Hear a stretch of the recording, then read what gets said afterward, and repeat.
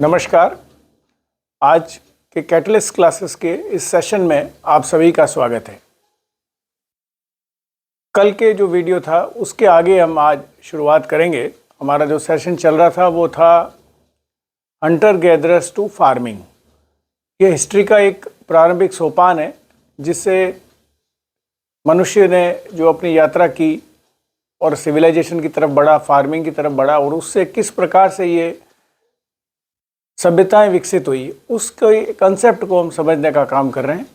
आज का सेशन शुरू करूं उसके पहले मैं सभी व्यूअर से अनुरोध करूंगा कि आप सबका बहुत प्यार हमें मिला है।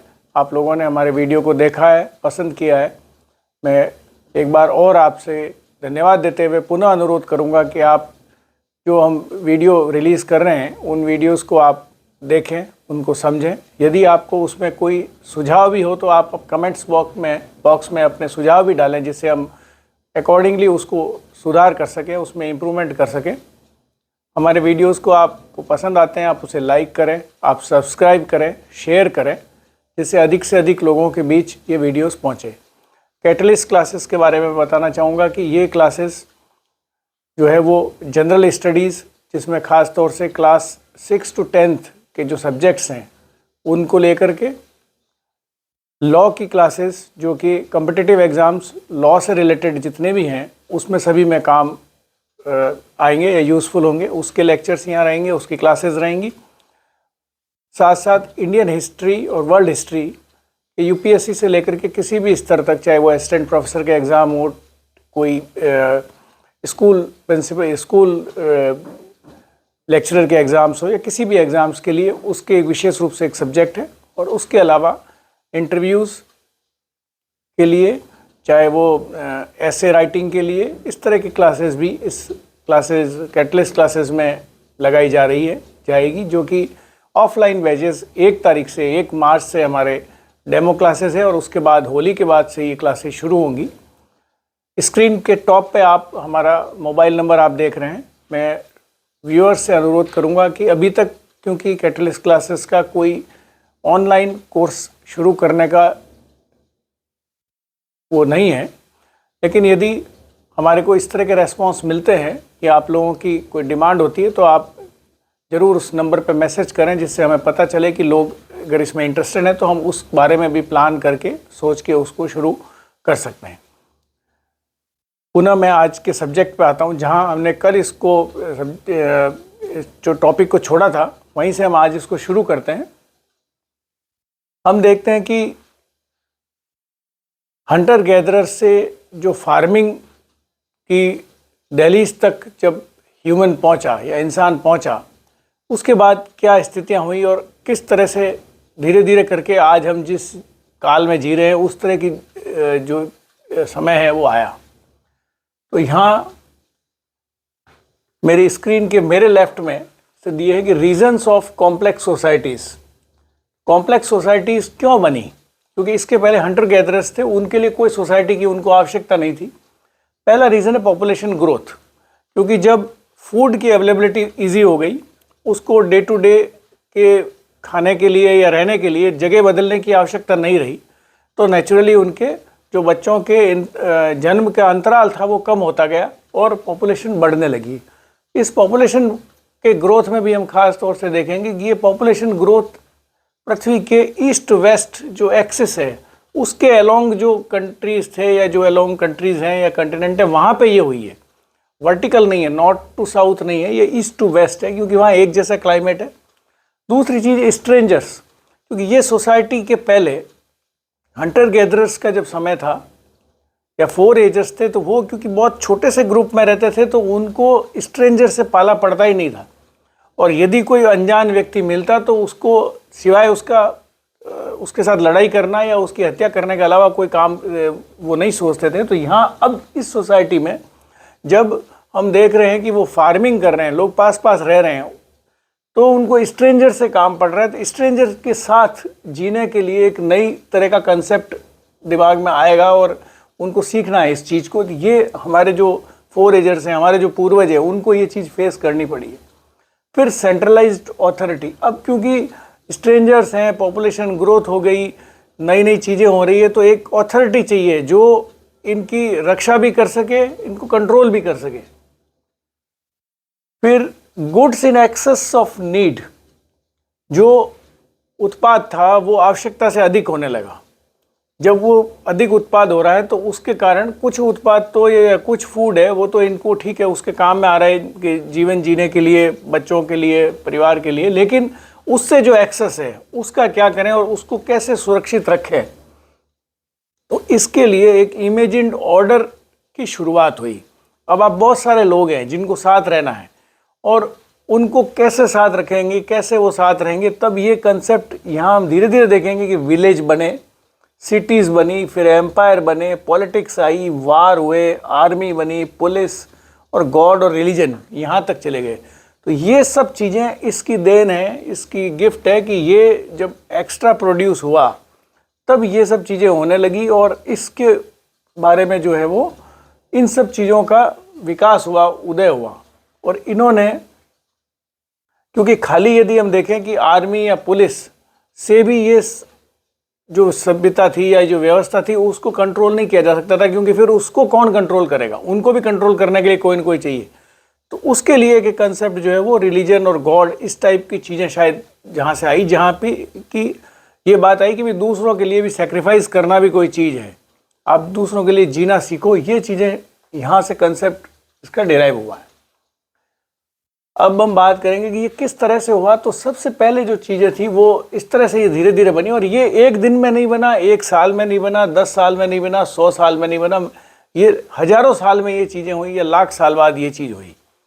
और कैसे हुई कि जब ना तो एक दिन में सारे के सारे हंटर गैदर फार्मर्स बन गए और ना सारे के सारे जो चीज़ें थी वो बदल गई।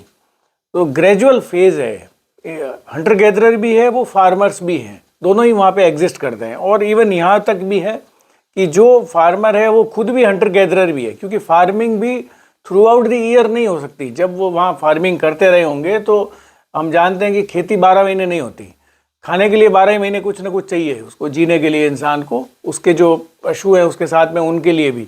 तो इसलिए वो जब समय आता था, तो जब ऐसी टाइम आती होगी कि जब अब फार्मिंग नहीं हो रही, तो वो किसी ऐसी जगह शिफ्ट कर लेते जहाँ पे वो हंटिंग और गैदर करके और फूड और अपना अरेंज कर सके।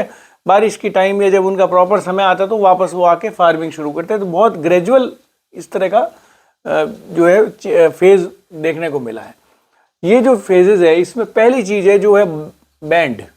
बैंड का मतलब ये है कि ये लगभग 40,000 साल पहले हुआ और उसमें लगभग 1 दर्जन व्यक्ति होते थे, 1 दर्जन लोग साथ रहते थे और वो जो जहाँ भी रहे, जो भी काम किया, तो उस तरह का था। इस परिस्थिति में जब एक बैंड कहीं अगर ऑक्यूपाई कर लेता किसी जगह को, किसी एरिया को, तो जो वहाँ पहले से होते उनके पास यही ऑप्शन था कि वो और आगे खसक जाते, वहाँ से निकल जाते, ताकि ये उनसे झगड़ा अगर करके वो नहीं जीत पाते तो वो निकल जाते। अगला फेज आया था ट्राइबल्स का, ट्राइब्स की मतलब है कि ये हंड्रेड्स में थे लोग, और ये 13,000 साल पहले इनका उदय हुआ है, माना जाता है ऐसा। और ये वो लोग हैं जिनका एंसेस्टर कॉमन है, जिनका पूर्वज एक है। ये संख्या में तो जो है वो 100, 200, 500 तक हो गए, लेकिन इनका कोई ना कोई पूर्वज एक कॉमन था, इसलिए सब एक दूसरे को जानते टाइप थे, जानते से रहे और एक तरह से ये रहने लगे साथ में। इस परिस्थिति में ये जरूर है कि इन ट्राइब्स के लिए माना जाता है कि ये जब ट्राइब्स एग्जिस्ट कर रही होंगी तो जब भी इनका किसी से कन्फ्रंटेशन हुआ तो इन्होंने उसको किल कर दिया, स्ट्रेंजर को मार दिया, स्ट्रेंजर को नहीं रखा, क्योंकि इनको उसकी आवश्यकता नहीं है स्ट्रेंजर को रखने की। और ज़्यादा से ज़्यादा अगर रखा भी है तो वहाँ फिर जो उनके जो मैरिज में जो विमेन थी उनका जरूर हो सकता है उनको साथ रखा होगा, लेकिन मेल्स का कोई इस तरह से इनके पास उस समय कोई पर्पज़ नहीं है। फिर नेक्स्ट जो है वो चीफडम है। ये थाउजेंड्स की संख्या में लोग होते थे और ये लगभग 7,500 साल पहले ये इसका मानते हैं कि इसका उदय हो गया। और ये वो लोग हैं जब ये किसी को हरा देते, दूसरे जो फार्मिंग करने वाले लोग थे उनको या हंटर गैदरर्स को, तो हराने के बाद उनको मारते नहीं थे, उनको स्लेव बना लिया, उनको गुलाम बना लिया, उनसे काम लेना शुरू कर दिया। क्यों शुरू कर दिया? क्योंकि इस समय ये चीज़ें शुरू हो गई। इकोनॉमिक कंट्रोल, इकोनॉमी एग्जिस्ट करने लगी। हंटर गैदरर्स के लिए इकोनॉमी नाम की कोई चीज़ है ही नहीं, क्योंकि उनको आवश्यकता ही नहीं, सिर्फ फूड खाना और अगले जीना, इससे आगे कोई चीज़ थी नहीं। अब इनके पास, क्योंकि इन्होंने टैक्स के रूप में या तो उसको कैश में, पैसे को कैश में नहीं लेकर के उसको काइंड में जो चीज़ें मिल रही है उसको ले रहे हैं, तो वो टैक्स लगा रहे हैं और उस टैक्स को रीडिस्ट्रीब्यूट भी कर रहे हैं। किस में कर रहे हैं कि जो अब, क्योंकि वो लोग आगे जो रूल करने लग गए हैं, जो जिनके पास सत्ता है, जो राजा हैं या मिलिट्री है, जो भी है, तो उन्होंने अपना जो लोगों से टैक्स लेते उस टैक्स को अपनी रियाया में बांटना भी शुरू किया, उसको डिस्ट्रीब्यूट करना शुरू किया खुद के खर्चे निकाल के, जिससे कि लोगों में खुशहाली रहे और उनके प्रति लोग जो है सद्भावना रखें। अब इस समय इन्होंने ये स्थिति आ गई है कि नॉट टू किल स्ट्रेंजर्स को ये मार नहीं रहे। चीफडम जो है वो मारता नहीं है किसी अजनबी को, जिसको जीत लेते हैं उसको नहीं मारते, उसको स्लेव बना के उससे अपना काम लेते हैं, उनकी मदद लेते हैं, उनसे काम करवाते हैं, चाहे वो खेती का काम हो या कोई और काम हो, वो कराना शुरू किया इन्होंने। इसके अगली स्टेज जो आएगी वो है स्टेट फॉर्मेशन की, जो कुछ हजार साल पहले से शुरुआत हो गई। यहाँ ये एम्पायर कंसेप्ट और ये चीज़ें शुरू हो गई है। अब संख्या काफ़ी बड़ी हो गई, 1000 से बढ़ के ये काफ़ी बड़ी संख्याओं में आ गए। और यहाँ ये, क्योंकि जब स्टेट फॉर्मेशन है तो कई जगह इस तरह के छोटे छोटे राज्य या छोटे छोटे सत्ताएं हैं, रियासत टाइप चीज़ है, तो उनको इन्होंने ये किया है कि जीत लिया, उनसे ट्राइब्यूट लेना शुरू कर दिया, उनसे टैक्स लेना शुरू कर दिया और उनको पॉलिटिकली ऑटोनॉमी से डिप्राइव कर दिया। तो इस तरह से इस सभ्यता का जो है वो विकास हो रहा है। इस तरह से ये व्यवस्थाएं कायम हो रही है जो हम व्यवस्थाएं आज देखते हैं, जिसका एडवांस रूप है हमारे पास में। हम जब हम ऑप्शनल हिस्ट्री का या हिस्ट्री का जब अध्ययन करेंगे, जब हम सभ्यताओं का विकास देखेंगे, चाहे वो वैदिक पीरियड से शुरू करें, सिंधु घाटी सभ्यता और उसके बाद की जो विदेशी आक्रमण भारत के परिप्रेक्ष्य में भी देखेंगे, और चाहे विश्व इतिहास को भी देखेंगे, तो यहाँ ये कंसेप्ट आएगा।